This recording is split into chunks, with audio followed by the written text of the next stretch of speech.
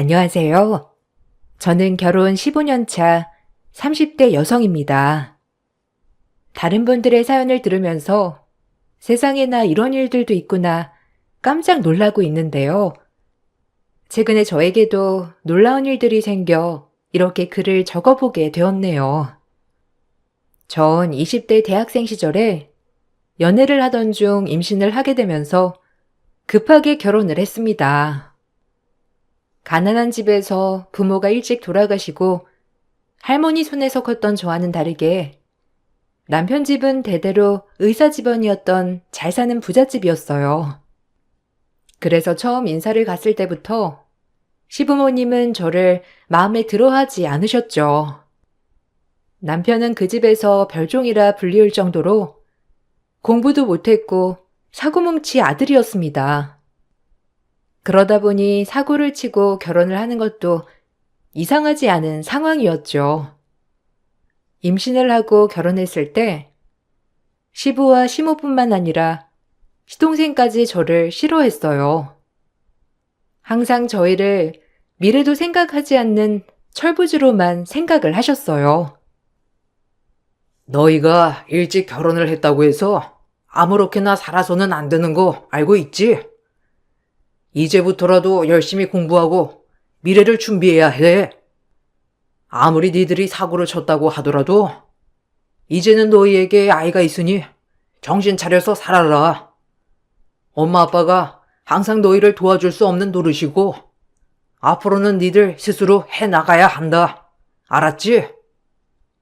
그래, 아빠 말이 맞아. 다른 애들보다 너희는 지금 모든 것들이 정지된 상태 아니니. 소희도 봐봐라. 대학도 졸업 못하고 지금 아이 키우고 있고, 유준이 너는 지금 학교도 제대로 안 다니고 있잖니. 너희 지금 그렇게 살다가 나중에는 어떻게 하려고 그러는 거니? 부모 덕 볼 생각하지 말고 너희 스스로 독립할 생각을 해야지.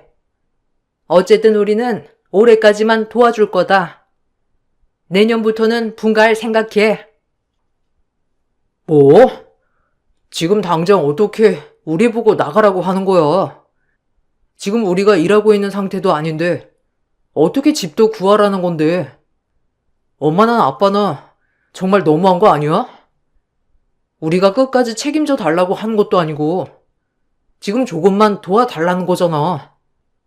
이제 일하고 차근차근 준비해서 나갈게.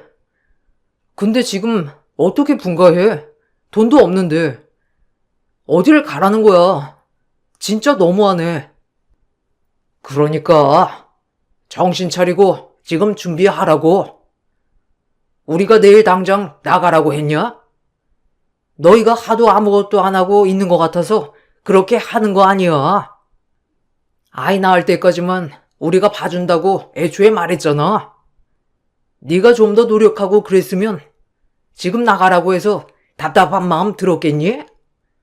지금부터 준비해. 미리 말하는 거야. 너희는 이제 부모고 앞으로 너희 스스로 책임져야 돼.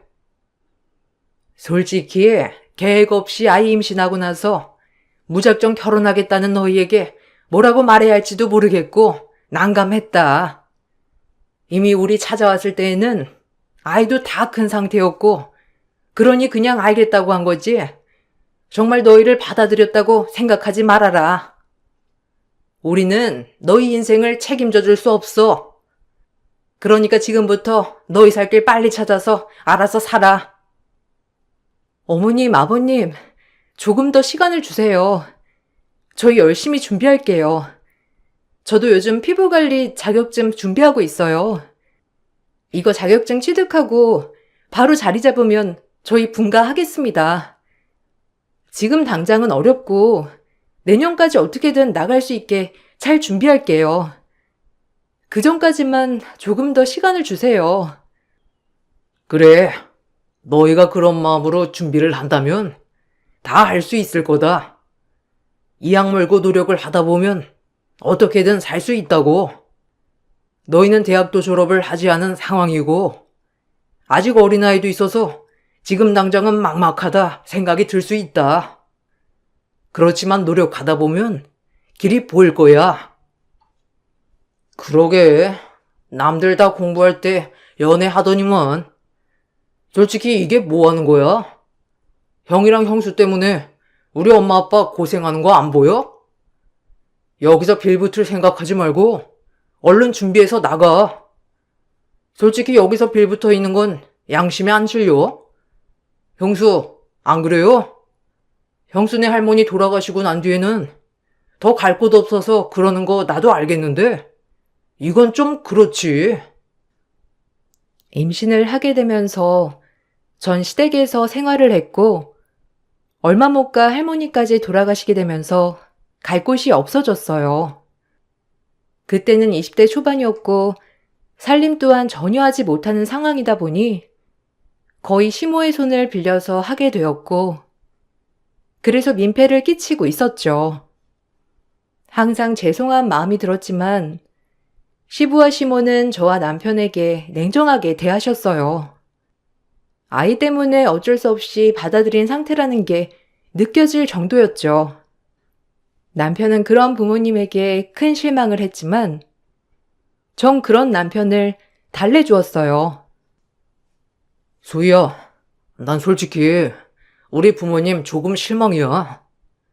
아무리 그래도 자식인데 저렇게 냉정하게 내칠 필요가 있을까 싶기도 하고. 우리 집이 부족한 편도 아니잖아. 지원도 해줄 만한데 아무것도 지원 안 해주고 그냥 말 그대로 집에서 잠만 자게 해주는 거잖아.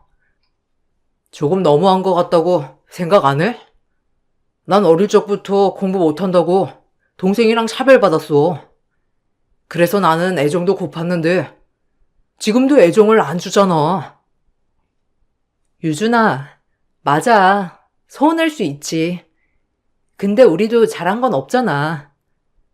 솔직히 우린 남들 공부하고 미래 준비할 때 우리는 애도 생기고 결혼도 하고 이렇게 아이도 낳았잖아.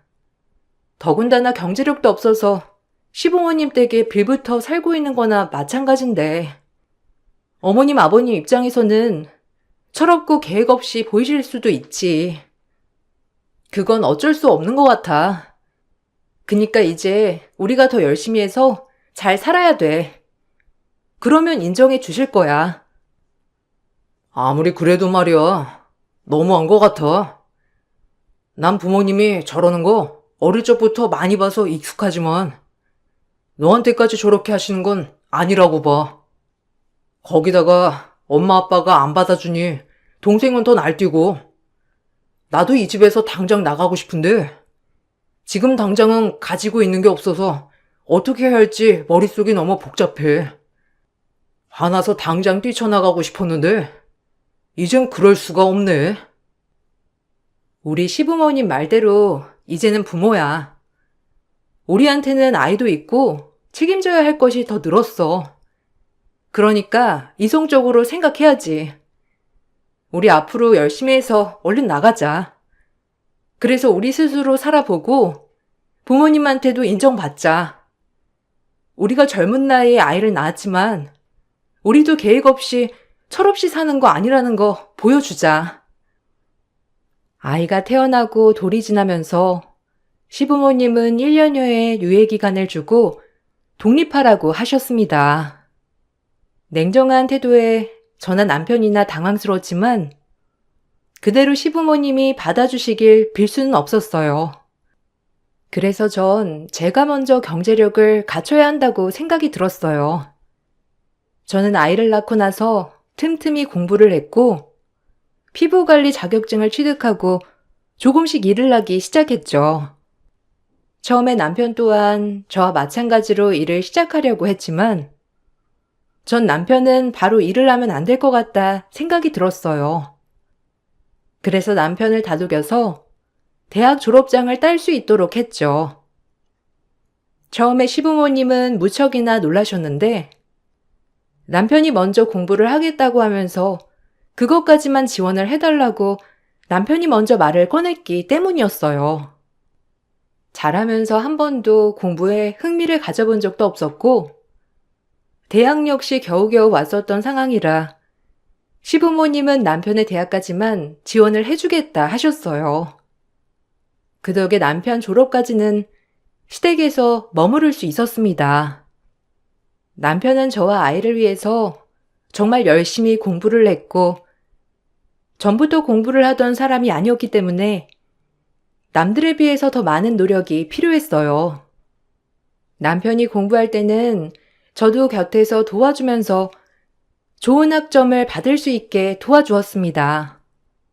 그렇게 남편은 피나는 노력을 했고 좋은 성적을 받았어요.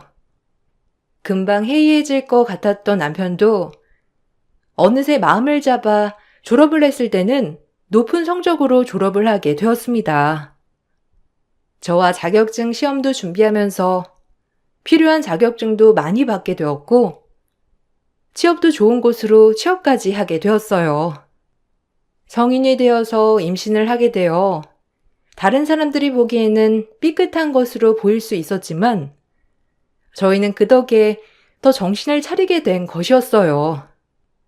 남편이 졸업하고 취업을 하게 되자 그때 처음 시부모님은 저에게 고맙다는 말을 하셨습니다. 사실 나는 너희가 잘 살 수 있을지 걱정이 많았어. 20살 어린 나이에 너희가 결혼을 하고 아이를 낳았는데 앞으로 갈 길은 구만리인데 깜깜하게만 보였거든. 그런데 우리가 생각했던 것보다 너희는 너무나 잘 살고 있으니 정말 놀랍기도 하고 기특하기도 하구나. 솔직히 너도 알겠지만 우리 아들 공부도 못하고 그래서 우리는 얘가 나중에 밥벌이나 제대로 할 수 있을까 고민이었단다. 널 만나고 너와 결혼하고 아이를 낳고 나서 얘가 달라지게 된 거야. 가족이 생겨서 책임감이 생긴 건지 전과 달라진 모습이 보기 좋구나.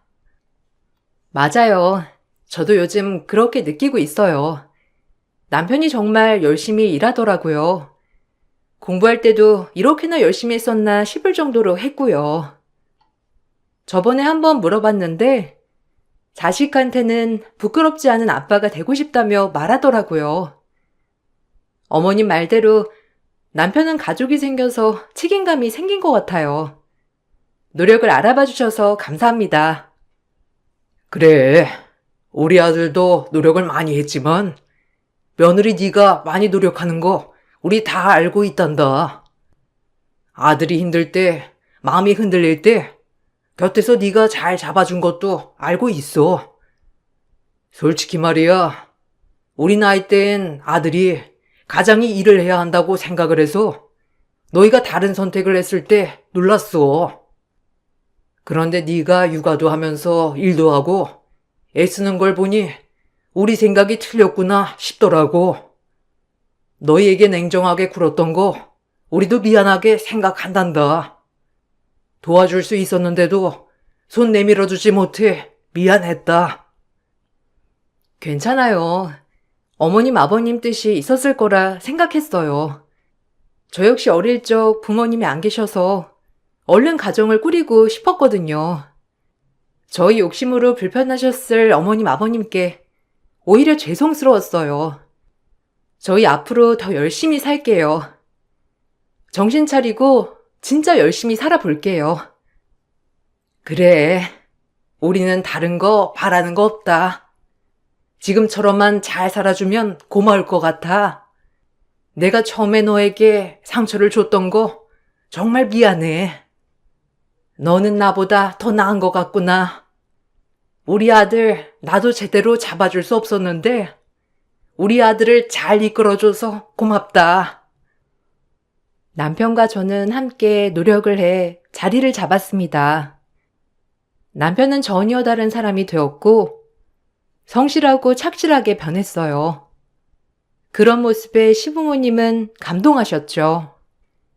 남편은 어릴 적부터 공부도 정말 못했지만 사고도 많이 쳤다고 했어요. 그래서 집에서는 거의 손을 놓다시피 했는데 결혼을 하고 나서 변한 아들을 보곤 시부모님은 저에게 항상 고맙다고 말씀해 주셨습니다. 어느 정도 자리를 잡고서 저희는 분가를 준비했고 조그맣게 집을 구해 나가려고 했는데 시부모님께서 집을 장만해 주셨어요.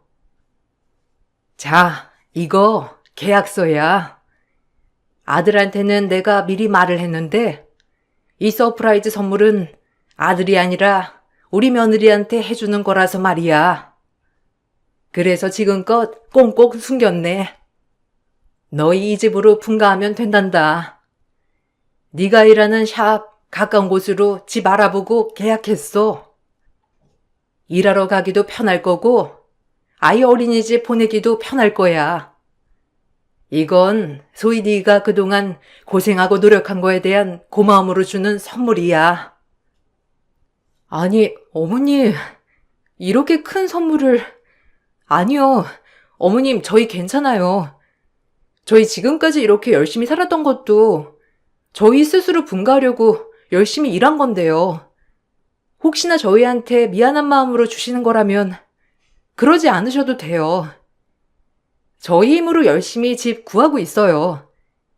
끝까지 어머님, 아버님께 패 끼치고 싶지 않아요.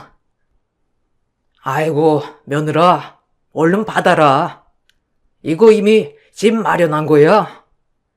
너희가 안 들어가면 그 집 그냥 빈집이 되는 거라고. 어쨌든 마음에 들지 않더라도 우리가 주는 선물이니 잘 받아주길 바란다. 그동안 우리랑 함께 사느라 고생했다. 너희는 늘 우리에게 미안하다고 했지만 우리는 너희에게 더 미안한 마음이 드는구나. 늘 노력하고 있다는 것도 잘 알고 있어. 엄마 일도 잘 도와주고 내가 퇴근하고 들어올 때면 항상 반갑게 맞이하는 것도 우리 소희였지. 이제 너희 보내고 나면 쓸쓸해서 어쩌니? 아버님, 어머님, 저희 정말 자주 찾아뵐게요. 너무 감사했어요. 지난 5년 동안 여기서 지내면서 어머님, 아버님한테 많이 배웠어요. 부모님 사랑을 받으면서 자란 건 아니지만 이런 게 부모님 사랑이구나 알게 되었고요.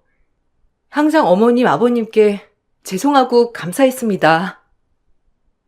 저는 그렇게 시댁에서 분가를 할 때쯤 시부모님에게 인정을 받게 되었습니다.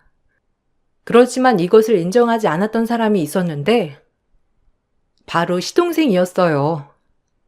시동생은 남편과 다르게 공부도 정말 잘했고 똑똑했어요. 그래서 의대에 진학해 아버지의 길을 걷고 있었죠.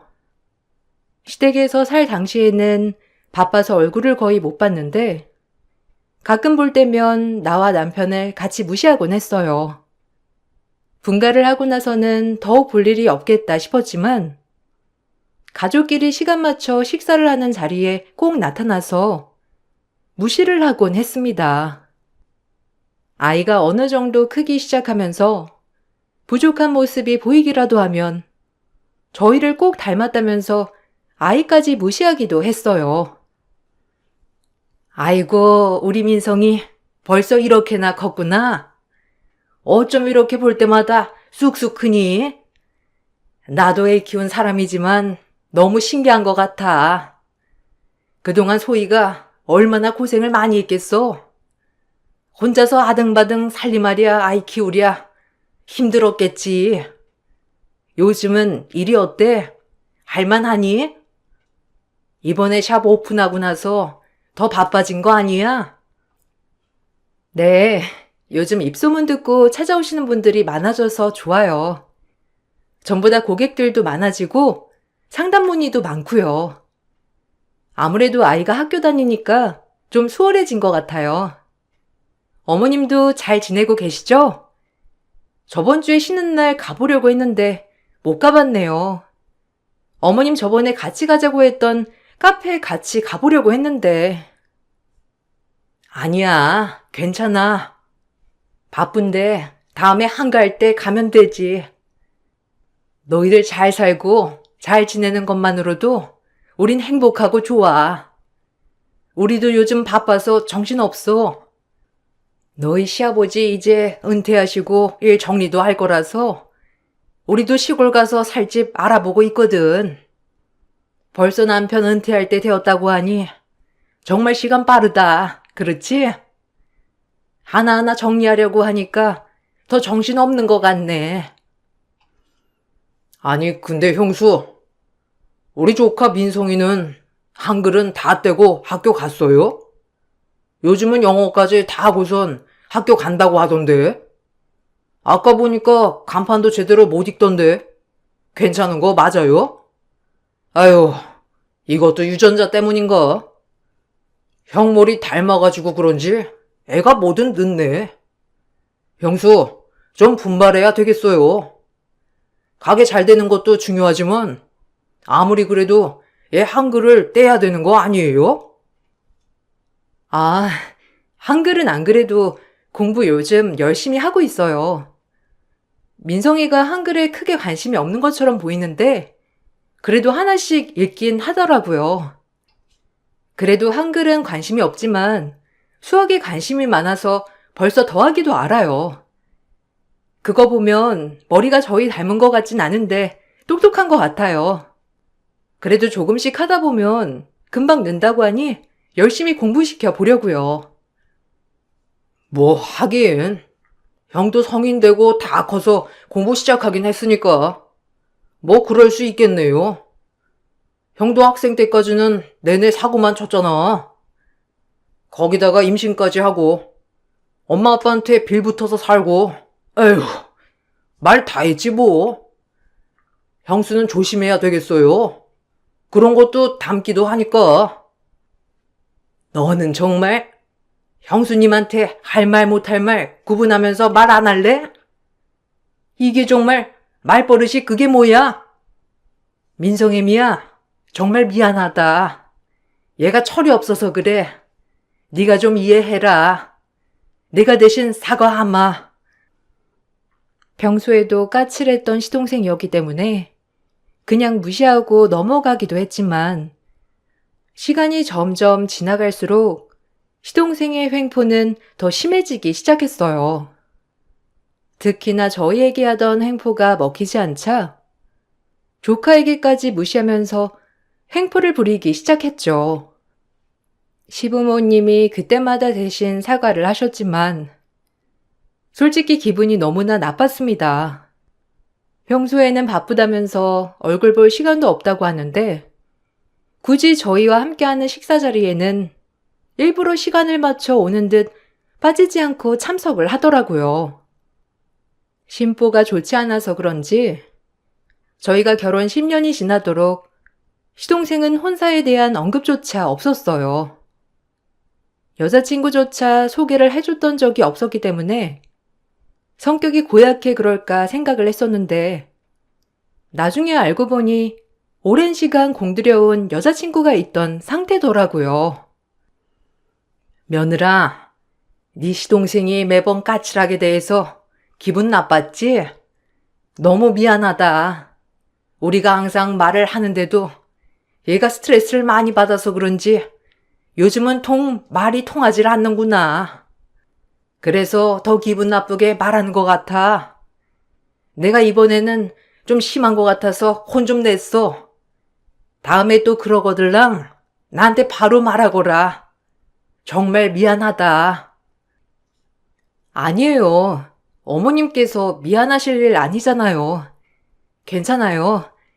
기분이 좋은 건 아니지만 솔직히 도련님이 이렇게 말하는 것도 한두 번 아니고 그냥 무시하고 있어요. 근데 요즘 무슨 일 있긴 한가 봐요. 얼굴 표정도 별로 좋지 않고 하루 종일 핸드폰만 들여다보는 것 같아서요. 어머님도 말씀하시는 거 보니까 무슨 일 있는 것 같은데? 아니, 그게 말이야. 글쎄 걔가 만나고 있는 애가 있었나 보더라고. 오랫동안 사귀었다고 하는데 우리는 한 번도 못 봤던 거지. 근데 걔랑 잘 안 돼가고 있는 모양이야. 언뜻 들어보니 여자친구도 같은 의사인 것 같은데 이제 나이가 있으니 결혼하자고 해도 안 받아주는 것 같아. 그래서 걔가 일찍 결혼해서 애 낳고 잘 사는 너희 보면 부러워서 그러는 것 같기도 하고. 어쨌든 내가 버릇없게 군 건 다 혼냈어. 아, 그렇구나. 결혼하고 싶은 여자가 있는 거예요? 근데 도련님, 여자친구 있는지는 전혀 몰랐네요. 저번에 남편이 말한 그 여자인가? 도련님이 예전부터 엄청 구애하고 있다고 했던 여자가 있었는데 아마 그 여자인 것 같네요. 오래 만났다가 저번에 헤어졌다고 들었는데 그래도 다시 만나는가 봐요. 그러게나 말이다. 아무튼 이렇게 난리 피우면서 연애하는 건 처음인 것 같네. 어쨌거나 난 아직 만나보지도 않았는데 너무 걱정이다. 이렇게 호들갑 떨면서까지 만나는 아이면 그래도 대단한 아이인 것 같은데 괜찮겠지? 시동생에게는 여자친구가 있었는데 만나는 내내 시동생을 휘어잡는 듯 했어요. 여자친구와 다투거나 혹은 헤어지자는 말을 들은 날이면 시동생의 행포는 더욱 심해졌던 것이었죠. 아슬아슬하게 만남을 이어나가고 있는 것처럼 보였는데 결국에는 그 두 사람이 결혼한다고 하더라고요. 처음 동서를 본 날 저는 만만치 않은 사람이라는 걸 바로 알게 되었습니다. 결혼을 하고 나서도 동서는 저를 무척이나 견제했어요. 아무래도 시부모님이 자신에 비해서 스펙이며 모두 떨어지는 저에게 너무나 잘해주셨기 때문에 그런 게 아닌가 싶었어요. 그래서 항상 동서는 대학 졸업도 하지 않는 것을 보고 무시를 했습니다. 형님, 피부관리숍 운영하는 거 어렵지 않아요? 그래도 오는 사람들은 대접받길 원할 텐데. 그러면 형님이 좀 수고려야 하고 그러지 않나? 차라리 다시 대학을 가는 건 어때요? 아무리 그래도 관리받는 사람들도 그런 거 다 보지 않아요? 관리자가 고졸이라고 하면 좀 사람들이 놀라지 않나? 난 그렇다고 하면 좀 놀라서 가기 꺼려질 것 같은데. 재수씨, 그래도 우리 아내만큼 손끝 야무진 사람 없어요. 그래서 입소문 듣고 오는 사람들이 얼마나 많은데요. 오는 사람들도 다 칭찬하고 한 번 오시고선 정기 결제하는 사람들도 요새 엄청 많아요. 처음에는 학벌 보고 놀라긴 하는데 받아보고선 우리 아내 샵만한 곳 없다면서 다시 오는 사람들도 많더라고요. 그리고 요즘은 우리 아내한테 원장님이라고 대접해주지 무시하는 사람 별로 없어요. 그런 사람들은 더 교양이 없는 거죠. 그래요? 그래도 이거 사람 이미지라는 게 학벌로 만들어지는 것도 있지 않아요? 나만 그런 건가? 고졸이라고 하면 좀 막 논애들 같은 게 딱 떠오르잖아요. 아, 어쨌든 잘 된다고 하니 다행이다. 샵은 어디에 운영하고 있어요? 샵 같은 거 오픈할 때 지역 잘 잡아야 돼요. 지역에 따라서 오는 손님들 급도 달라지는 거 알죠? 아참, 그리고 이번에 청담동에 어린이 치과 오픈할 거예요.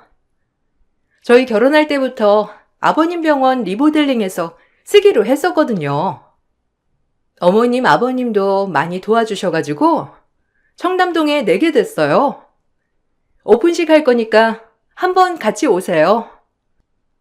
아유, 우리 형수는 돈 아까워서 거기까지 못 갈걸? 형수네 샵은 그냥 동네 조그만한 곳이야. 우리랑은 다르지. 뭐 서민샵이라고 보면 돼. 그러니까 우리 조카는 그냥 동네 싼 치과에서 하지. 우리처럼 프리미엄 붙은 곳 못 오지. 어차피 못 올 거 그날 한번 구경 오세요. 오시면 입이 떡 벌어지실 거예요. 규모도 규모지만 인테리어가 어찌나 고급스러운지 형수나 형 형편에 그런 거 구경이나 할 수 있을지 모르겠네. 처음에는 저를 두고 경계를 하던 동서는 제 상황이나 직업 등을 살펴보고는 이내 시동생과 마찬가지로 저를 무시하기 시작했어요. 더군다나 시부모님의 도움으로 청담에 치과를 오픈하게 되면서 동서의 어깨는 한껏 치솟았죠. 동네에서 작은 피부관리숍을 운영했던 저보다 더 좋은 지역에서 운영을 한다는 것만으로도 자부심을 느끼는 듯 보였습니다. 그렇게 어린이 치과를 오픈하게 된 날, 저는 고민을 하다가 두유 상자를 들고 찾아가게 되었어요. 동서, 축하해. 어린이 치과 오픈한다니 대단하다. 역시 동서 능력 있어. 이거 동서랑 직원들 마시라고 사왔어. 내가 다른 거 사올까 하다가 일단 필요한 게 뭔지 모르니까 이거 한번 마시라고 사와봤어. 와, 정말 고급스럽다. 역시 이쪽은 다들 고급스럽게 해놓았다고 하던데 딱 들어오자마자 분위기가 다르긴 하다. 형님, 이게 뭐예요? 형님, 요즘은 여기 오는 애들도 이딴 거 안 먹어요. 아니, 생각을 좀 해와야 하는 거 아니에요? 여기 급이 거기 동네랑은 다른데? 근무하는 직원들도 급이 있지. 어디서 두유나 먹고 있어요? 아니, 형님, 여기 오시기 전에 저랑 의논이라도 하고 오시지. 이걸 어떻게 하나? 여기서는 이거 안 마시나? 내가 몰랐어.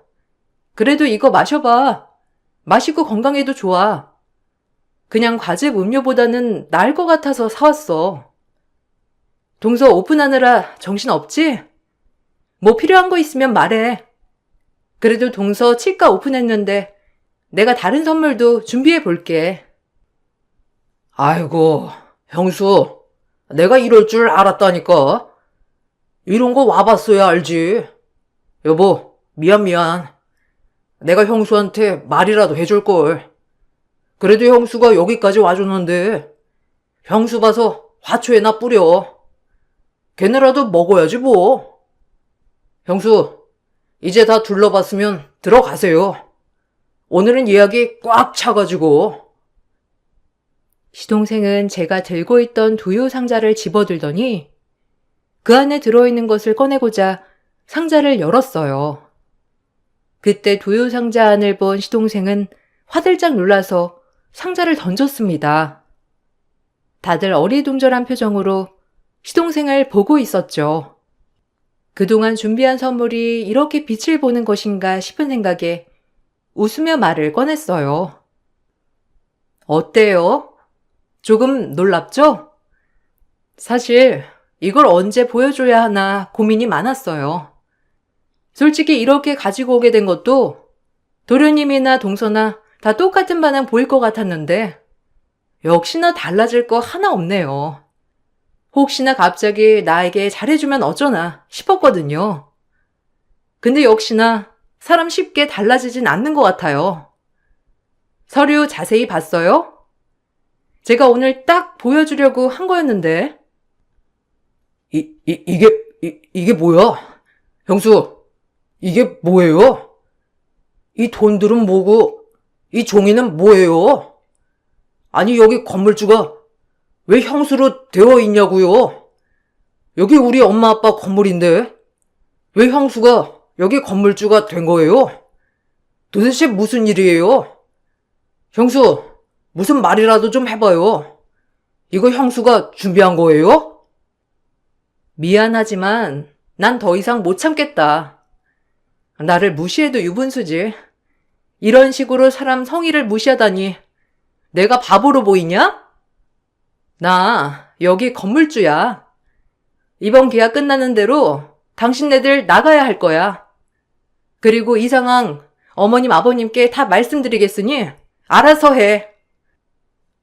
아니 형님, 이게 무슨 소리예요? 여기 어머님 아버님 건물이에요. 형님이 무슨 여기 건물주라는 건지 말도 안 돼. 그리고 어머님 아버님한테 뭘 얘기한다는 거예요? 우리가 뭘 잘못해서 우린 사실대로 말한 것밖에 없잖아요. 형님 하는 걸 그대로 말한 것뿐인데 뭘 잘못했다는 거예요? 지금까지 나와 우리 남편, 우리 아이까지 싹 다 무시하지 않았어? 급을 나눠가면서 무시했던 건 어디 가고 이제 와서 뭘 잘못했냐고? 사람이면 양심이 있지. 너넨 그냥 금수만도 못한 자식들이야. 앞으로 어떻게 되는지 지켜봐. 지금까지 사람 무시한 대가 치르게 해줄 테니까. 처음 동서가 결혼을 하게 될 당시만 하더라도 시부모님은 의사인 며느리를 위해서 치과를 오픈해 주시겠다고 약속을 하셨어요. 새로 짓고 있는 건물 한 층을 치과로 오픈하게 되면 좋을 것 같다며 약속을 해 주셨던 것입니다. 그렇지만 그것에는 조건이 있었는데 바로 가족들과 함께 사이좋게 잘 지내는 것이었어요. 시부모님께서는 그동안의 시동생 내외의 행동을 보고선 결국 저를 불러 건물의 명의를 저에게 증여해 주셨죠. 처음에는 갑작스러운 상황에 당황스럽기도 하여 거절하였지만 모든 자식들에게 나누어 줄 것이라면서 다만 순서가 저였을 뿐이라고 하셨어요. 그동안 제가 노력하고 고생했던 것에 대한 보상이기도 하고 새로 들어오는 식구인 동서가 시동생의 버르장머리를 고칠 수 있을지 궁금했기 때문이었어요. 그런데 시동생과 똑같이 다른 사람을 무시하는 모습을 보고는 둘이서 똑같은 사람 만났구나 생각이 드셨다고 해요. 치과 개업식 날에도 제 바로 뒤에 쫓아오셨다가 두유를 무시하는 장면까지 목격하시게 된 것이었습니다. 내가 네 형수한테 증여했다. 이것들이 도대체 뭐하는 짓이야? 사람 성의를 무시해? 아주 똑같은 것들끼리 만났구나. 내가 어디까지 하나 두고 봤다. 못된 것들. 너희는 인성이 썩었어. 당장 여기서 나갈 준비나 해. 너희 여기 어린이 치과 의사로 안 쓸 테니까. 어머님, 이게 뭐예요? 아니, 형님이 여기 건물줄 아니? 그리고 어머님, 여기 제 병원이에요. 아무리 그러셔도 저 쫓겨낼 수 없습니다. 제가 뭘 잘못해서요? 그냥 두유 안 먹는다고 말씀드린 것뿐인데 어머님이 오해하신 거예요. 저 형님 성의 무시한 적 없어요. 뻔뻔하게 거짓말을 하냐? 너 내가 말했지? 어떻게 하느냐 보고 내가 이 병원 네 명의로 해줄 거라고. 근데 도저히 안 되겠다. 가족 간의 우애를 다지라고 했더니만 이따위로 대해? 둘째 너는 도대체 무슨 생각을 갖고 있는 거냐? 우리가 그렇게 엉망으로 너를 키웠어? 아무리 그래도 네 형과 형수님을 그렇게 무시를 하냐? 넌 앞으로 우리 아들 아니다. 알았냐? 그리고 우리 아들 아니니 너도 이제 우리 며느리 아니다. 엄마, 그런 게 어디 있어? 내가 언제 무시했다고 그래? 그리고 솔직히 형이나 형수나 사고만 치고 제대로 한 것도 없는데 왜 잘해줘? 열심히 공부한 건 난데 왜 형이랑 형수한테 잘해주냐고? 이 철없는 자식아. 우리가 언제 형이랑 형수만 잘해줬다고 그러냐? 너도 똑같이 대했어. 아니 오히려 네 형이랑 형수가 차별받았지.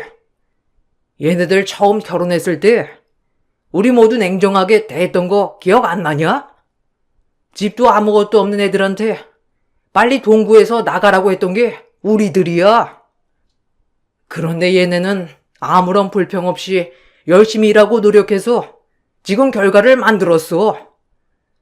근데 너는 뭐냐? 가해시켜달라고 해서 온갖 가해시켜줘. 재수한다고 해서 뒷바라지에. 의대 진학하고 나서도 네 여자친구 가방이며 화장품이며 그렇게 사준다면서 마구잡이로 카드 쓰고 그러면서 네 가족인 형이랑 형수, 조카까지 무시하고 네가 의사가 된 것 말고 뭘 했다는 거야? 난 그런 아들 키운 적 없다. 앞으로 네가 뭘 잘했는지 반성하고 뉘우치면 찾아와. 시무와 시부는 사실 저희에게 얘기한 것은 아니지만 시동생과 동서를 부른 뒤 여러 번의 기회를 줬던 것이었습니다. 경고도 많이 했었지만 시동생과 동서는 가볍게 생각을 했던 것이었죠. 뒤로 몰래 저희를 무시하고 시부모님 앞에서만 사이가 좋은 척 연기를 하면 된다 생각을 했던 것이었습니다. 그렇게 동서의 어린이 치과 원장 자리는 날아가게 되었고 다른 부원장이 오셔서 운영을 하시게 되었습니다. 시부모님의 분노는 어마어마했고 시동생과 동서는 거의 쫓겨나듯이 지방으로 가게 되었어요. 시동생은 시부의 병원이었던 곳에서 근무하고 있었는데 다른 곳으로 좌천되었죠. 지방으로 내려가게 된 시동생 부부는 의사임에도 불구하고 그동안의 지출을 감당하지 못하고 빚더미에 허덕이고 있다고 해요. 도움을 요청하고는 있지만 시부모님 모두 무시를 하고 있는 상황이랍니다. 얼마 전 저희 집에도 시동생 부부가 찾아와 무릎 꿇고 싹싹 빌었던 적이 있었어요. 남편은 절대로 용서할 수 없다고 하면서 내쫓았는데 그 뒤로 매일매일 시부모님 댁 앞에서 빌고 있다고 하네요. 듣기로는 시부모님께서는 시동생과 동서를 다시 받아줄 생각이 없으시다고 해요. 허세와 허영심이 가득했던 시동생과 동서가 언젠가는 정신을 차릴 날이 올까 싶습니다. 제 긴 얘기 들어주셔서 감사합니다. 여러분들에게 늘 좋은 일들만 가득하시길 바랄게요. 안녕하세요. 요즘엔 인생을 즐기려고 많이 노력하고 살고 있는 중년 여성이에요. 결혼하고서는 아이를 챙기느라 바쁘고 결혼 전엔 조금이라도 친정에 보탬을 주고 결혼하려고 일만 하였거든요. 이제야 많은 여유가 생겨서 이렇게 글 쓸 시간도 나네요. 저는 지금 작지만 그래도 꽤 탄탄한 쌀국수집을 여러 개 정도 운영하고 있어요. 주변에서 많이 성공했다고들 부러워하지만 그런 저에게도 말 못할 사연이 있답니다.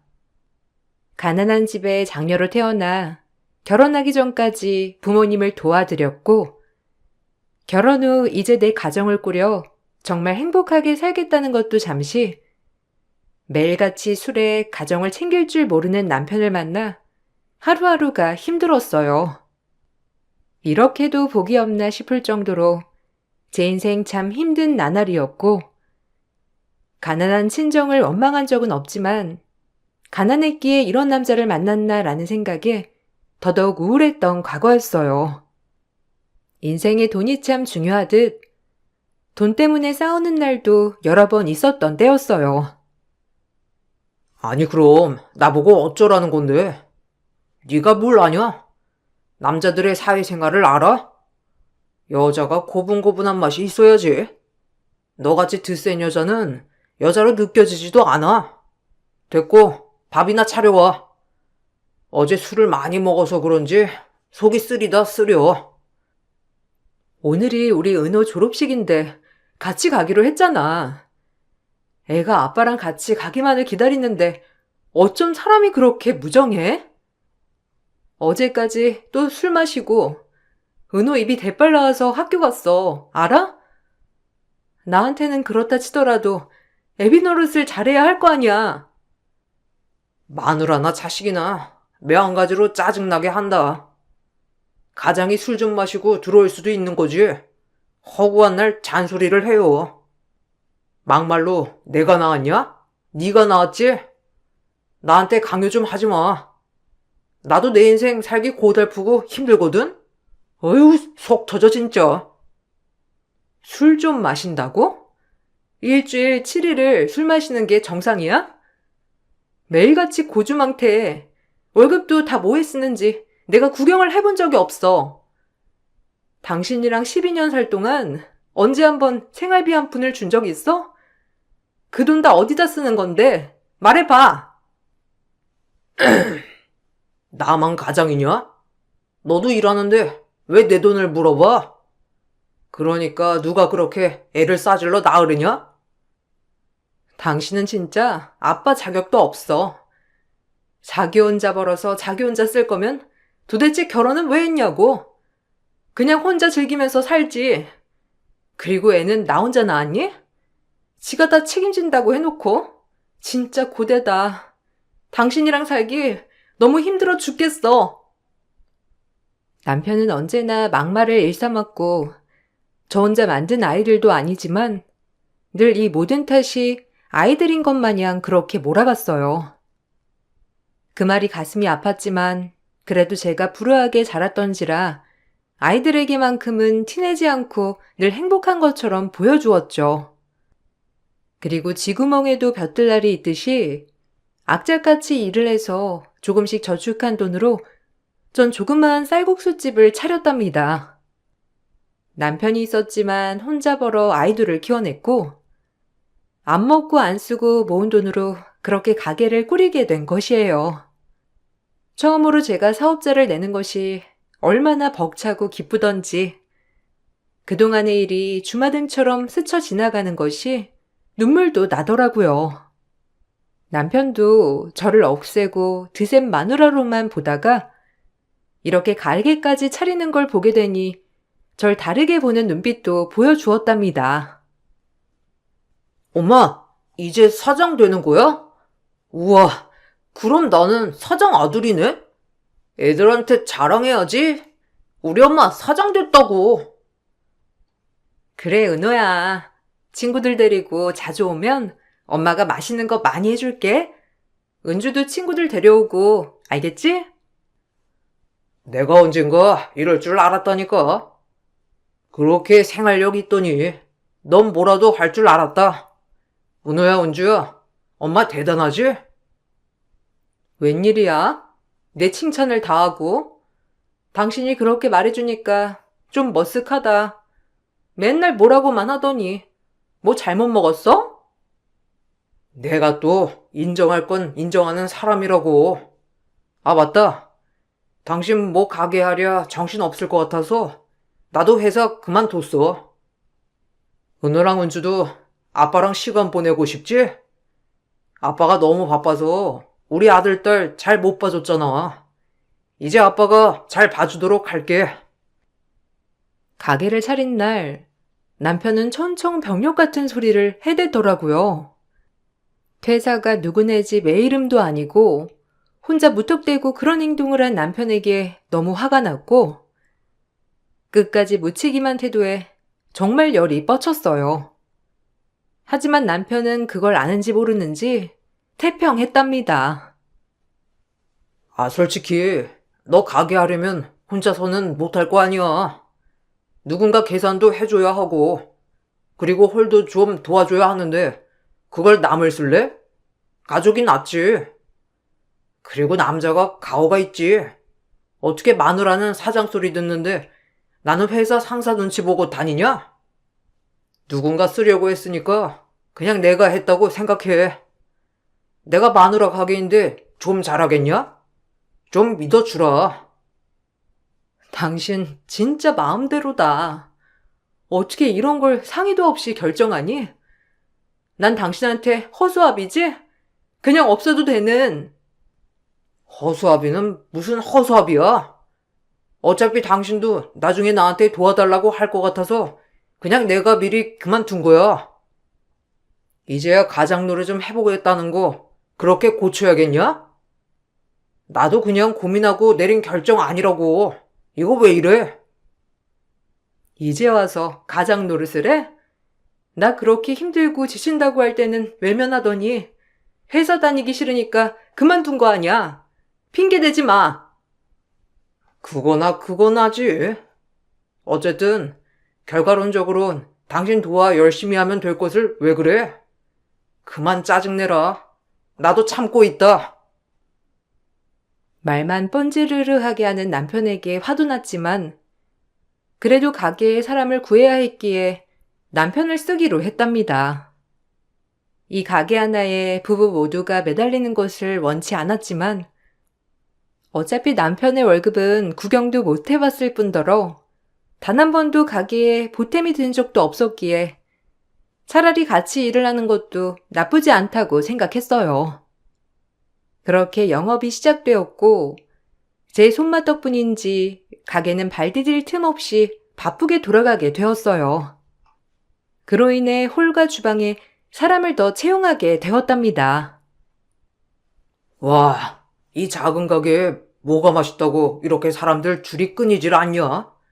이해가 안 가네. 쌀국수 몸 맛으로 먹는다고. 당신 와이프가 하는 가게거든? 말 좀 예쁘게 해. 그리고 이제 둘뿐만 아니라 사람들도 구해줄 텐데 품행 좀 단정히 하고. 이제 우리들만 있는 가게가 아니잖아. 그래도 당신이 내 남편인데 남들 눈에 좋게 보이면 좋겠어서 그래. 걱정하지 마. 내가 또 남한텐 잘하거든. 남들이 나를 얼마나 좋아하고 따르는데 네가 뭘 한다고 그래? 걱정 붙들어 매.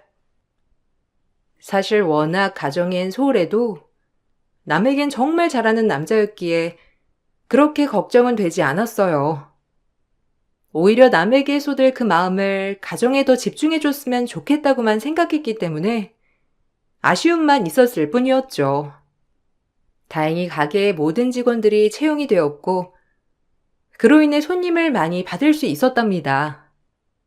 시기 좋게 첫 가게를 차린 지 얼마 되지 않아 대출을 거의 다 갚을 정도로 가게는 정말 초대박이 났어요.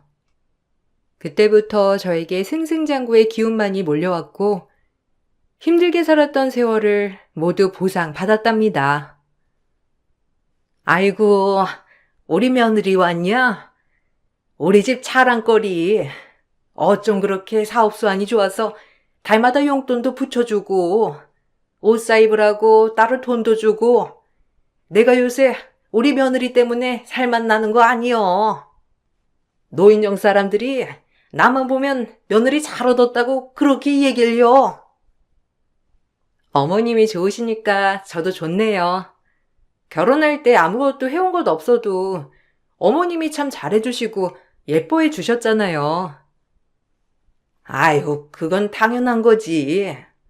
우리 아들 뭐 볼 게 있다고 시집 와주냐? 그게 고마웠거든. 그래도 네가 복덩어리라 다 잘 되는 것 같다. 어머님이 뒤에서 이렇게 응원해 주시는데 안 될 수가 있나요? 항상 감사해요, 어머님. 이번에 동네에서 관광 가시는데 제가 찬조금 좀 내드릴게요. 우리 어머님 기 좀 사시게. 제가 잘된 만큼 더 잘할게요. 어머님도 힘들게 사셨는데 이젠 누리셔야죠. 누가 보면 이 사람이 딸인 줄 알겠네. 엄마, 아들도 왔어요. 아는 척 좀 해. 그저 며느리, 며느리. 누가 보면 친정엄마인 줄 알겠어. 그럼 우리 며느리지. 넌 저기 가서 알아서 밥이나 차려 먹어. 저 원수탱이 요새는 네 속 썩이진 않니? 그래도 같이 가게에서 매일 보니까 열심히 하더라고요. 아무래도 본인도 책임감을 많이 느끼는 것 같아서 잘 됐다 싶어요. 남편과 별개로 어머님은 시집 온 순간부터 언제나 든든한 제 편이었어요. 남편과 헤어지고 싶은 생각도 수차례 했었지만 그래도 친정엄마 같은 어머님이 계셨기 때문에 참고 살았다고 해도 과언이 아니었거든요. 언제나 본인 아들이 못났다며 저에게 늘 미안해하는 시어머니였기에 더욱더 잘해드리고 싶은 마음이 넘쳐났답니다. 그렇게 꽃길만이 펼쳐질 줄 알았던 시기였어요. 사장님, 제가 이때 일이 있어서 못 나올 것 같거든요. 미리 말씀드려야 할 것 같아서요. 이날 바쁜데 어떡하죠? 어쩔 수 없지 뭐. 승희 씨 혼자서 아이 키우고 하는데 당연히 바쁠 거라는 거 알아요. 이해하니까 미리 말해주기만 하면 돼요. 아, 정말 감사합니다. 전 정말 사장님 같은 사람을 만나서 다행인 것 같아요. 제가 이렇게 귀인을 만나게 되다니. 내가 다 승혜 씨 나이 때 많이 힘들어 봐서 알아요. 애 키우고 먹고 사느라 당연히 힘들고 그렇지 뭐. 그러니까 괜찮아요. 많이 힘드셨다는데 그래도 이렇게 성공도 하시고 정말 부러워요. 전 언제쯤 성공해서 행복해질지 의문이네요. 다 때가 있더라고요. 저 역시 앞날이 어두웠던 때가 엊그제 같은걸요. 그래도 아이 보고 용기 내서 살면 언젠가 빛이 올 거예요. 직원 중 유일하게 나이도 어린데 혼자서 아이를 키우는 여직원이 있었고 그 직원에게 마음이 많이 쓰이게 되었어요. 전 남편은 있었지만 오히려 혼자 애 둘을 키웠다고 해도 가언이 아니었기에 그 심정 충분히 다 공감했거든요. 친정도 불우하고 아이까지 도맡아 키우는 직원을 늘 도와주고 싶은 마음이었지만 피도 눈물도 없는 남편은 뭘 그렇게 하냐고 그랬어요. 직원들을 그렇게 한두 번 이해해주다 버릇하면 널 호구로 아는 거야. 사장이 어려운 맛이 있어야지. 뭐든 다 들어주냐? 그럼 사정이 딱한데 어떡해? 당신은 어쩜 그리 피도 눈물도 없어? 그날 일일 알바 채용하면 되는 거지 뭐. 그래도 그렇지. 그러니까 허구한 날 그렇게 애핑계 대고 일 빼는 거 아니여. 그럼 홀에 있는 우리가 힘들어지는 거고. 당신은 모르겠지. 혼자 애 키우는 심정이 어떤 건지. 하고 싶은 거 다 하고 살았던 당신이 뭘 알아서 그리 말할까? 그만해. 그래, 너 잘났다. 너 생각해줘서 하는 말을 가지고 꼭 그렇게 받아들이더라. 맨날 과거 얘기 들먹거리면서 지겨워 진짜. 과거 얘기를 들먹거리지 않게 해봐 그럼. 자기도 솔직히 성실하게 한다곤 하지만 매일 상가 사람들이랑 어울려서 술이나 먹고 다니잖아. 예전보다 많이 줄었지만 내가 말 안 하는 게 왜 안 하는 줄 알아? 당신 어머님 생각해서 참고 있는 거야. 남편과의 사이는 좀처럼 회복되지 않았어요. 그래도 예전보다야 많이 나아졌지만 언제나 뺀질거리는 남편을 이해하기란 여간 쉬운 게 아니었거든요. 그럼에도 본인 일을 늘 투덜거리며 다 하였기에 그나마 참고 살 수 있었고 가게에 하루 종일 저와 붙어 있어서 그런지 아이들에겐 전보다 더 잘했답니다. 그래서 그 모습에 그나마 위안을 얻고 살았어요. 또 가게가 바빠짐에 따라 확장도 하고 더욱더 번창하게 되었고 드디어 주택을 하나 구입했습니다. 제가 이룬 소망이 하나하나 이루어지고 있었죠. 독해가지고. 하여튼 여자 힘으로 집까지 마련하고 진짜 대단하다. 그러니까 내가 잘 안 되는 것도 있는 거야. 무슨 말을 그렇게 하니? 축하해줘도 모자랄 판에. 하여튼 넌 마누라 덕분에 그나마 밥수저 뜨고 사는 줄 알아. 어떻게 사나 했더니 이런 복덩어리를 만나서 편하게 사는 줄은 꿈에도 모르고 말이라고 내뱉냐? 하여튼 저 주둥이 그냥. 엄마는 맨날 얘 편만 들어요. 엄마 아들이 바로 나라고. 어쩜 그렇게 며느리 편을 들어요? 내가 무슨 주원 아들인 줄. 네가 주제도 모르고 은어머니한테 까부니까 하는 소리다. 고마워하지는 못할 망정. 네가 정말 장하다 장여. 어머님도 모시고 하면 좋은데 기어이 혼자 사시겠다고 하니 마음이 좀 안 좋아요. 같이 사시지 왜 혼자 사신다고 그러세요. 아유 됐어. 나도 혼자가 편해. 이렇게 늙음하게 노인정이나 다니고 그래야지. 자식들이랑 부대끼는 거 싫다. 마음은 참 고마워. 남들은 시어머니 안 모시려고 안달인데 넌 꼭 그렇게 같이 살자고 해주니까 내가 너무 고마운 거 있지? 당연히 모실 수 있으면 모시는 거죠. 저한텐 어머님은 친정엄마나 다름없으신데 그래도 마음 변하시면 말씀해 주세요. 저희는 큰 집으로 이사를 하게 됐고 그 무렵 정말 바빴어요.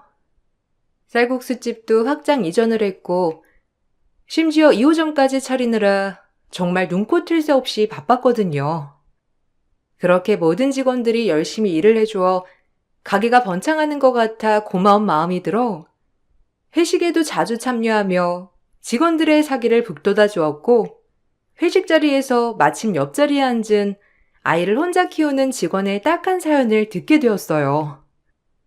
전 직원들이 가족 같았던지라 직원에게 혹할 만한 제안을 해주었고 직원은 고마워하였죠. 에고, 딱해라. 월세도 너무 비싸다. 그럼 승희 씨, 우리 집 지하방으로 새 들어올래? 우리야 뭐 자주 보는 사이이니 내가 월세로 싸게 해줄게. 승희 씨 혼자 그렇게 고군분투하는 게 꼭 나 젊었을 때를 보는 것 같아 도와주고 싶어서 그래. 어머, 그래도 되나요? 사실 동네도 그렇고 집도 옮겨야 하니까 고민했었는데 저야 그래주시면 너무 감사하죠. 뭐 어차피 대문만 같은 거고 현관은 다른 거니 그렇게 불편해하지 않아도 될 거고 혹시라도 할 말 있으면 참지 말고 하고 이렇게 신경 써주시는 것만으로도 감사하죠. 사장님한테 언제나 이 은혜를 다 갚을 수 있을까요? 정말 감사드려요. 은혜는 무슨? 됐거든? 우리도 세입자 구하고 있으니 그런 건데 뭘. 정 고마우면 앞으로도 일 열심히 하고 잘 부탁해. 그렇게 직원은 저희 반지하 집으로 새를 들어오게 되었답니다. 이 과정에서도 남편은 펄쩍 뛰며 싫다고 하더라고요. 뼛속까지 본인밖에 모르는 인간이라 그런지 싸게 내놓은 월세 가격에 남편은 너무 싸다며 입을 빼쭉 거렸거든요. 아무리 직원이라도 그렇지. 보증금은 받아야 할 거 아니야. 월세도 그게 뭐냐? 이 근방에서 누가 그런 가격에 내놓는다고? 승희 씨가 얼마나 열심히 일해주는지 몰라? 난 내 젊었을 때 생각나서 안쓰러워 죽겠구먼. 당신은 모르겠지. 허허벌판에서 애들이랑 먹고 살려고 아등바등했던 내 시절을. 그때 당신은 허구한 날 술 퍼마시고 사람들 만나러 다니고 그랬으니까. 남편도 없이 혼자서 저렇게 사는 게 안쓰럽지도 않아? 나이도 어린데 집도 어려운 것 같아서 도와주고 싶어. 참나. 복지관을 차리지 그러냐? 세상에 안 불쌍한 사람이 어디 있다고? 하여튼 오지랖은. 나나 잘 챙겨 이 사람아. 남편이 불평을 했지만 그럼에도 직원에게 세를 내주었고 그렇게 잘 살고 있었어요. 가게는 역시나 바빴고 정말이지 행복한 시기였죠. 하지만 믿는 도끼에 발등을 찍힌다는 말이 왜 있는 줄 그때서야 알게 되었어요. 몇 달이 흐른 어느 날 우리 집 반지하 사는 세입자가, 즉 제 가게 직원이 내게 늦은 밤 남편 몰래 쪽지 한 장을 남기게 되었고 그 옆엔 덩그라니 아이가 있었답니다. 사장님, 아니 여사님, 1년치 월세 이걸로 퉁칩시다. 참고 살아보려고 했는데 도저히 안 되겠네요. 그럼 가볼게요. 아니 이 밤에 어딜 간다는 거야? 이 쪽지는 뭐고? 저기 승희 씨, 무슨 일 있어? 아니 아이는 왜... 아유, 울지 마라. 그렇게 쪽지를 남기고 사라진 직원이었고 기가 막힌 한마디에 쪽지를 펼친 순간 남편의 상상 못할 정체를 보게 되었어요. 다름 아닌 아이의 친부는 남편이었고 직원은 아이를 남편에게 남기고 도저히 못 살겠다며 집을 나서게 된 거랍니다. 이게 사실이야? 무슨 말을 해보라고. 아니 승혜 씨랑 그렇고 그런 사이였어? 언제부터였니? 네 아이라며? 환장한다. 이게 끝까지 입을 다물 것이지. 내가 다 설명할게. 진짜 한순간의 실수였어. 근데 그 여자애가 그렇게 끈질기게 내 주위를 맴돌더니 당신 가게까지 취직한 거야. 내가 당장 사라지라고 했는데 아이 들먹거리면서 압박하는 거지. 나도 피해자라고. 뭐? 그렇게 오래된 사이였어? 하긴 애 나이를 보니 몇 년은 되었지. 내가 가게 차리기 전부터였을 테고 그걸 알고 승혜 씨는 우리 가게에 취직한 거구만. 진짜 인간 같지도 않은 것들이 내 앞에서 인간인 탈을 쓰고 그동안 쇼를 했겠다. 남편의 말을 듣고 정신이 아득해졌어요. 이미 시작된 바람이었고 남편의 외도를 정리하려고 했을 땐 이미 남편의 혼외자가 태어난 뒤였다고 했어요. 그리고 그 여자는 아이를 책임져 주길 바라는 마음에 남편 곁에서 계속 맴돌았던 것이고 결국 제 집까지 쳐들어오게 된 거랍니다. 전 그것도 모르고 제 젊은 시절이 떠올라 미혼모인 그 직원에게 알뜰살뜰 잘해줬었고 남편은 설마 하니 제가 의심을 할까봐 저보고 복지관을 차리라는 둥 마음에도 없는 소리로 의심을 사지 못하게 한 거랍니다.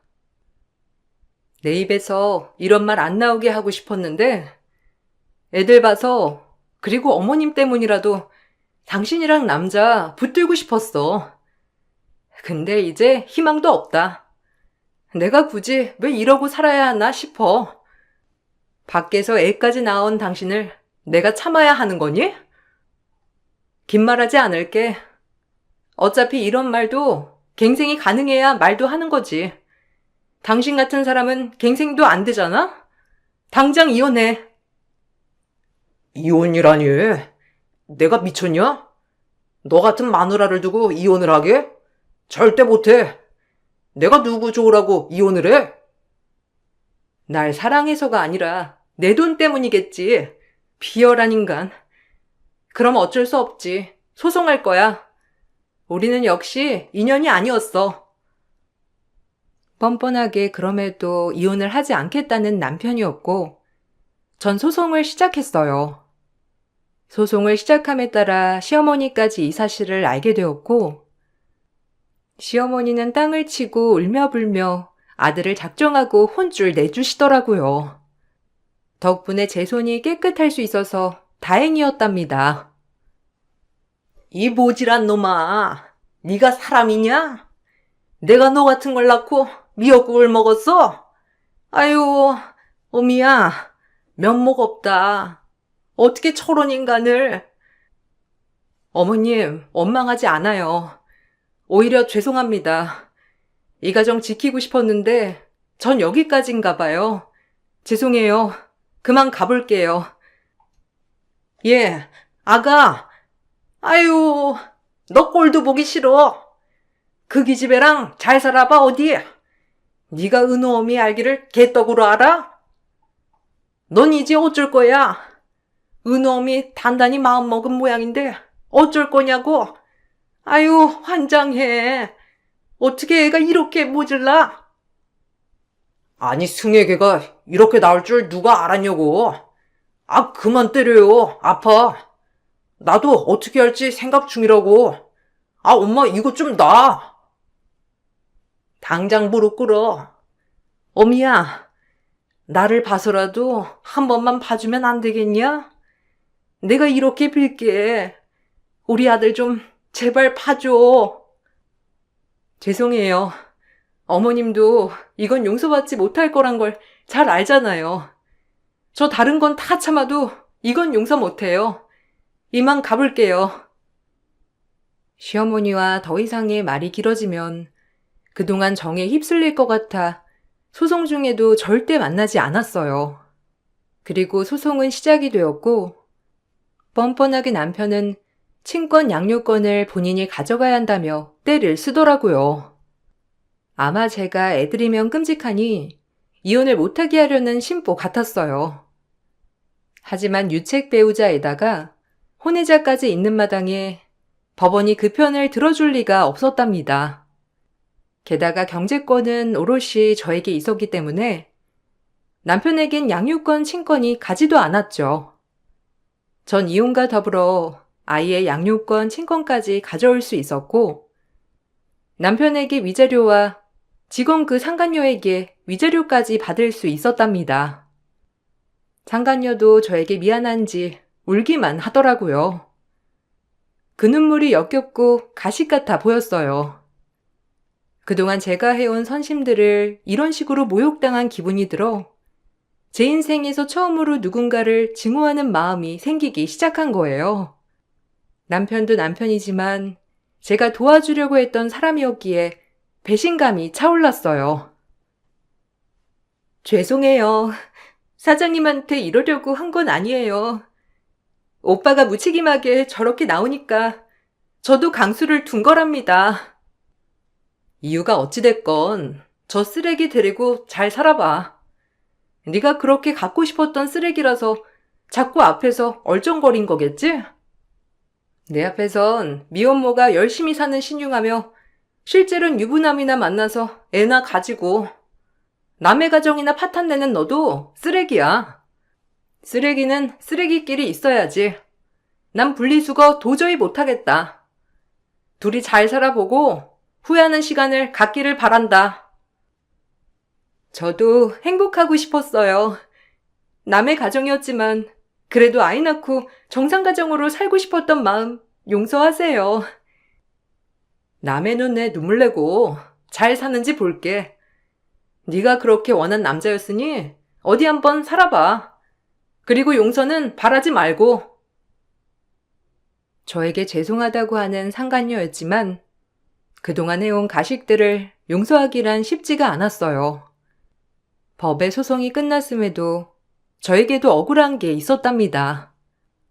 제가 일군 재산을 남편과 분할을 하라는 내용이었고, 남편의 기여도가 크지 않기 때문에 아주 적은 금액만 줘도 됐었어요. 정말 화가 나더라고요. 개뿔 한 것도 없는 인간에게 재산 분할을 해줘야 한다니요. 이렇게라도 가져가야 내가 널 포기한다니까. 막말로 내가 처음에 도와줬잖아. 그렇게 따지면 이 정도는 해줘야지. 진짜 뻔뻔하다. 어떻게 그걸 노릴 수가 있니? 네가 그러고도 애들 아빠야? 하긴 어차피 나보단 내 돈이 목적이었으니까. 그래도 나 같은 남편 만나서 네가 열심히 살 수밖에 없었으니까 이렇게까지 성공한 거지. 그러니까 나한테 고마워하라고. 역시 네 머릿속에서 나오는 건 그딴 말밖에 없지? 저것도 인간이라고. 내가 마주했으니 내 발등을 내가 찍었어. 후회하면 뭐해? 결국 저 역시 재산 분할을 많이는 아니지만 조금은 해주었고 전 더 이상 생각하지 않으려 했답니다. 아이들도 그때는 초등학교를 다 졸업한 뒤라 그런지 아빠를 보고 싶지 않다고 했고 저 역시 굳이 말리진 않았어요. 한부모 가정이란 타이틀을 만들어주고 싶지 않았는데 그동안 제가 지켜온 가정이 뭐였나 싶어 가슴이 아팠답니다. 그럼에도 아이들 때문에 슬픔을 내비추지 않고 열심히 일만 해나갔어요. 제 상황은 많이 달라졌지만 가게는 엄청 바빠서 계속해서 분점 문의가 잇따르고 있었거든요. 우리 한번 만나야 하지 않겠니? 마지막 인사를 못하기도 했고 내가 너한테 미안한 게 한두 가지가 아니거든. 그럼 제가 이날 쉬는 날이니 이때 만나도록 하죠. 어머님한테 저 역시 그동안 감사했다고 얘기를 제대로 못한 것 같아서요. 한 번은 어머님이 찾아오셔서 마지막으로 만나고 싶다고 말씀을 하셨고, 그래도 그동안 잘해주신 정이 있으니 어머님을 뵙고 싶은 마음이 있었거든요. 그렇게 어머님을 만나게 되었고, 어머님은 대뜸 저를 보시자마자 마음속에 못했던 말들을 하셨어요. 원래도 서로 의지하며 할 말 못할 말을 했던 사이였기 때문에 어머님은 저를 보자마자 우시면서 모든 말씀을 토해 놓으신 거죠. 미안하다. 내가 우리 아들 대신에 사과할게. 너한테 이러면 안 됐는데 어떻게 걔가 그럴 수가 있다니. 너무 미안해. 마음 많이 아팠지? 네 눈에서 눈물 흘리는 거 보니까 내 마음이 찢어지더라. 참 애비 때문에 엮인 인연이지만 내가 널 딸처럼 생각해서 그런지 그동안 못했던 말들도 다 너한테는 했었는데 막상 네가 없다고 생각하니 마음이 찢어졌었어. 괜찮아요, 어머님. 저 다 잊었어요.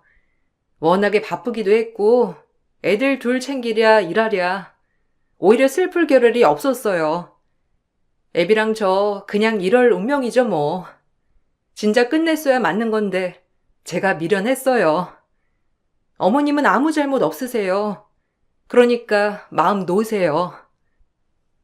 그것들이 벌을 받은 거지. 조강지쳐 가슴에 대못 받고 잘 살 리가 있어? 한동안은 둘이서 네가 조금 띄워준 재산으로 뭐 새로 시작한다 어쩐다 하는 것 같더니 허구한 날 싸워대고 그마저도 그 애 있잖니. 애가 백혈병에 걸렸지 뭐야. 몸도 약하고 병원비는 어마어마하고 내 아들이지만 벌 받았다 싶었어.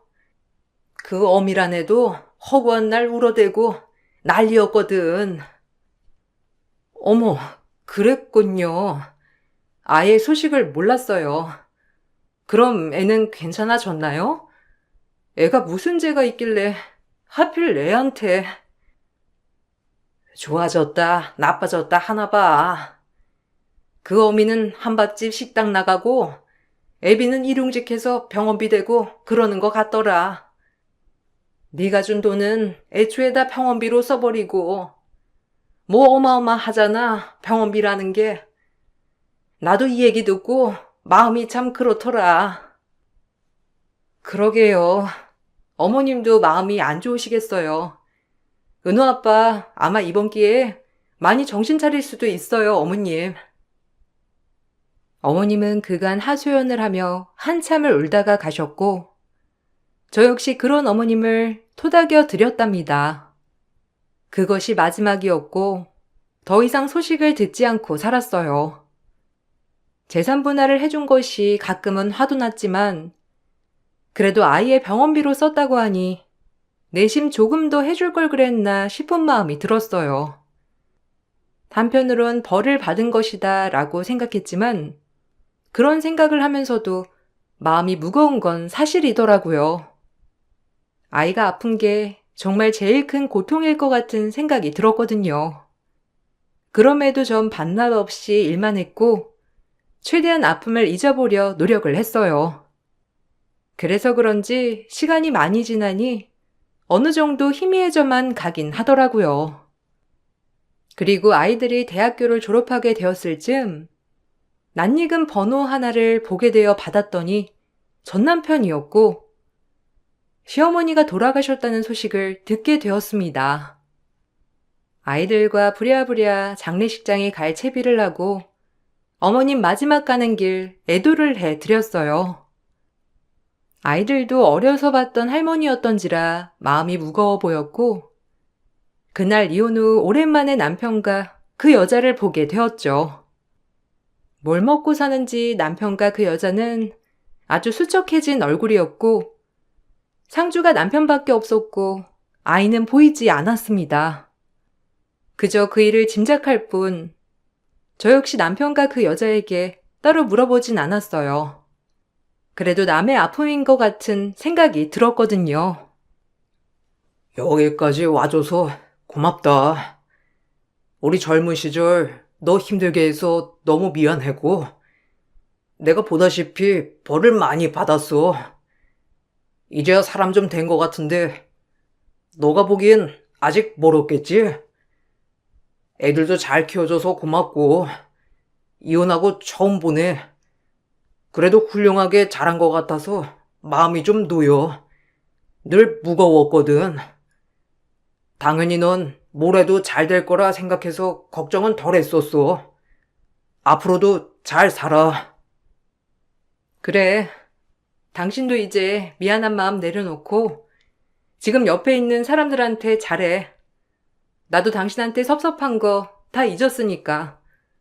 그리고 열심히 살다 보면 당신도 벼뜰 날이 있을 거야. 그러니까 포기하지 말고 어머니 생각해서 이악 물고 살았으면 좋겠어. 그날 남편에게 난생 처음 미안하단 소리를 들었어요. 묘한 감정이 들었고 이제 이 모든 마침표를 찍은 기분이 들더군요. 아이들도 오랜만에 아빠 얼굴을 봐서 그런지 저희는 돌아오는 차 안에서 아무런 말들이 없었고 오히려 마음이 정말 편했어요. 아마 이런 종지부를 찍으라고 시어머니가 자리를 마련해 준 것 같더라고요. 본인 아들이 잘못했다는 말이라도 하라고 말이죠. 요샌 조금 일을 내려놓고 제 인생을 즐기려 하고 있는데 젊은 시절 일만 해서 그런지 어떻게 노는지를 잘 모르겠답니다. 그래도 딸이 옆에서 차근차근 저와 데이트를 해주어서 얼마나 기쁜지 몰라요. 되돌아보니 정신없고 열심히 살았던 제 인생이네요. 파란만장했지만 그래도 두 아이들이 듬직하게 옆에 있어주니 잘 버텼다고 생각하는 제 인생이에요. 아쉬움이 없다면 거짓말이지만 그래도 100세 시대에 앞으로 남은 날을 생각하며 열심히 살겠습니다. 응원해 주세요. 여러분들도 좋은 날이 가득 되시길 빌며 글을 마칠게요. 감사합니다.